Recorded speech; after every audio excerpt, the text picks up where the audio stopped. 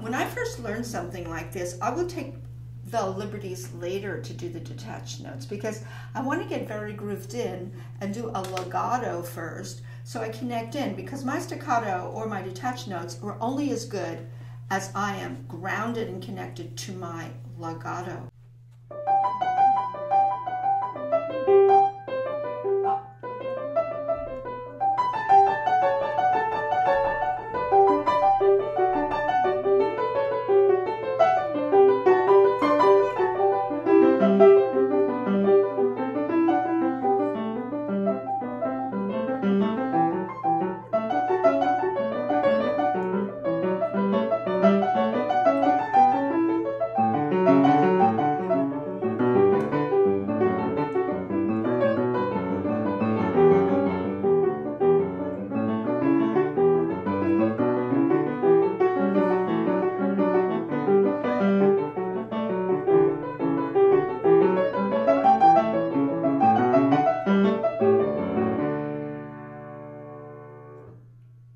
Students that can play very well legato and can basically snip out of it, in one sense, and know how their thumbs are shifting under and preparing ahead of time and swiftly and relaxingly getting the thumb under, play better staccato than someone who has lots of bumps in their legato.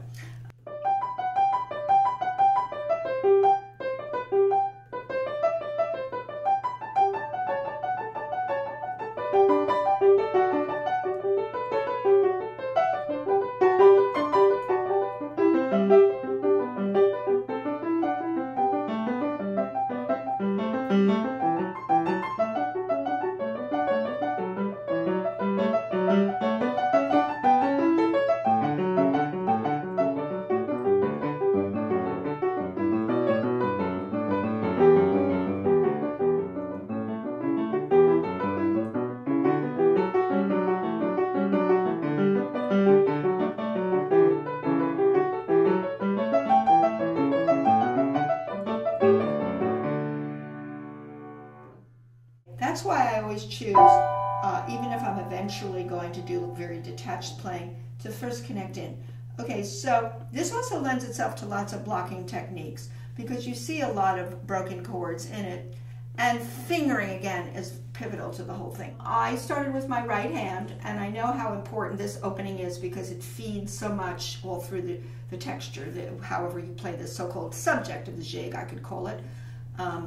So I would first block out this because you can hear a little cluster here, a little dissonance, because that's what's happening. You have a lower neighbor to this second inversion of G major chord. Keep that wrist nice and relaxed. And so you're thinking, now here again, I'm going to do legato first. I'm not going to go ba ba ba. I'm going to go roll-a-lee, toodle-lee. Here comes the next block chord. And you can block all the way up to here because your hand's going to go from this up to here. So if you get the whole thing blocked, that would be a 4-chord in second inversion. You're going to block that out. When you block it, be very relaxed with your arm and your wrist and all the rest of it. Okay, so you came out of first this, you went to that. And you also had a lower neighbor to the 1-6-4. And the interesting thing is when you do go over to that 4-6-4, you have to know that if you do an overlapping block, you see that the thumb and 4 have a whole step relationship, and the thumb is going down a fifth. That's where I do my thumb placements because they take my hand with them wherever they go. They're my ruler measuring stick. But I have to be really loose. So I went from I'm doing legato first. Here's my major second. Here's my thumb going down a fifth. And here's my second inversion of 4-chord. And that conveniently goes back to the 1 because 4-6-4 and 1. There's your amen cadence. Plagal cadence is 4-6-4-1. 4-1. Okay. So.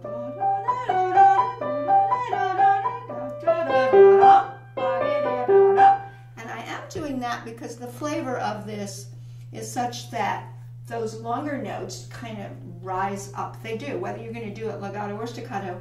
they're still going to rise up musically. So you might as well start shaping in slow motion what you're going to do, and you let go to the faster tempo. So there and roll there. Now this is easy enough because if you did this, you do this all the time. I know that's the position my fingers in. So then I just go 2, 3, 4, 3, 4, 2. Now I open up into a 1/6 of G major, a 1/6, and get the rolling motion. Da, da, da, da. Roll-a-lee, toodle-lee, doodle-lee, toodle-lee. Eventually, if you choose to do eventually detach, but you still can shape your detached notes as well as your legato. Now here, look how I do that. And of course, when that's doing that, the left hand will take the subject under it. So it's sort of playing second banana to this hand coming in, and we can see what's happening suddenly is the dominant. We're going over to the dominant when we play that subject, which is fa do, instead of sol do, fa do. He does fa do, and then right into D major. D major transposition of the subject. We're in the dominant for this. And you can do the same thing you did before in your right hand. Get that 1/6/4 in D major.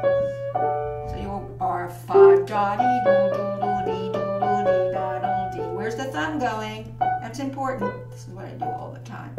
Going down a 5th, and then it opens up to a 4/6/4. G major is now the 4 chord of D major. So you have 4/6/4 1. Watch the fingering here though. 1 3 5. 2 3 5, da-da-lee, up and da-da-lee, up. And now here we have, why am I doing this? Because, it's in a closed position, which is ta-da-da-da-da-dee-da-da-da-da. Now what's tricky about this is that underneath voice is goes into the right hand. So it would be like this.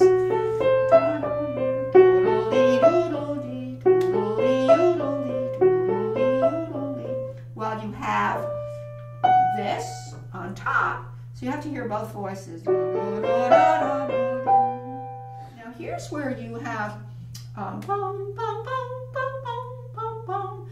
actually you have this. Since you have so many D's, you don't want to let this upstage the moving upstairs. I would go toward the longer notes, lift them up. Up and up and up. Because that's the whole thing. This is such an uplifting jig that you have to get that into your practicing right away. But let's say you choose to kind of do this first. Tricky, because 5 comes under 3. And then you have what's more interesting is this bottom voice, because it resembles the 4/6/4 to the one that you had before. It's below now, 4 chords, and second inversion 2. By the way, he went back to G major here. It took away the C sharp right over here when he went. Got to be aware of your keys. Now you go, oh no, I'm not any longer in the dominant key. I'm back to G major. So you're listening for now.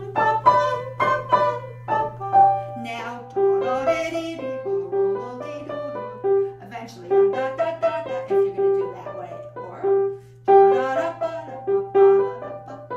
I'm sure there's different ways to do this. I don't think it's sealed in stone. You're going to do all detached, or you're going to do a kind of legato that is buoyant. And I'll decide that when I get everything firmly planted in with that. Now you have a cadence in G. Okay, so we remember that we're bringing out D major, D 4 chord and 1 chord, back to. Now here's the most important thing in this hand. Again, just like the beginning, which was imitation. Left hand has it now. Now where's the thumb going? Down a 5th, and it takes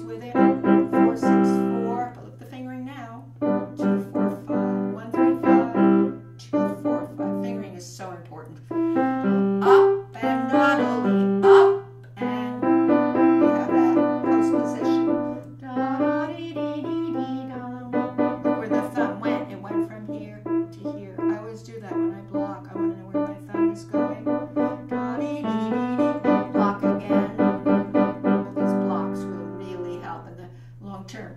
4-1, 4 again. Do this. Substitution. Fa, fa, back to D major. Lots of blocks. I can't do all of them for everybody.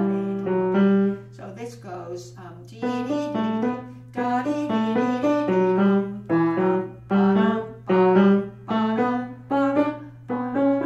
that's all D major, dominant, 5/6, first inversion of the dominant chord in D major. So da, D, D, D,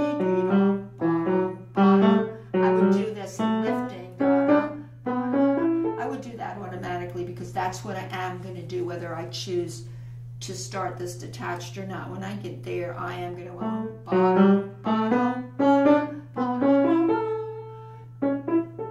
we'll decide that later. Now we're back to that theme 1 or the opening subject, and we are in D major. Look where that thumb is going.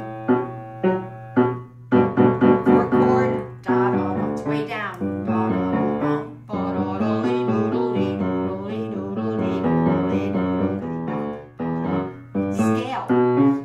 Scales, write it in. D major scale with long, short, long, short, long, short, long.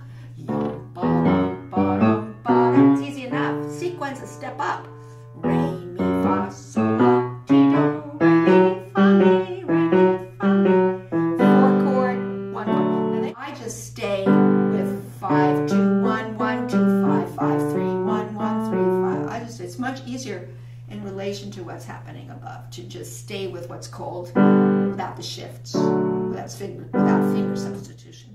Lean, less. Remember, 4, 6, 4 leans a little, resolve to 1 or D major there.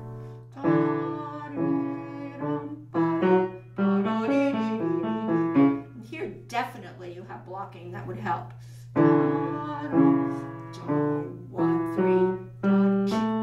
There it is. There's 1 block. That's 5, 6, 4, or second version of the 5 chord in D major. And then I bring my thumb over here, and I have, actually you can go all the way over here. Oh, we can't really because I have to remember the thumb goes here. The 3, let's see what thumb placements there are there. We have thumb on A, again A, going to E, and staying there. And this I would suggest. Block that.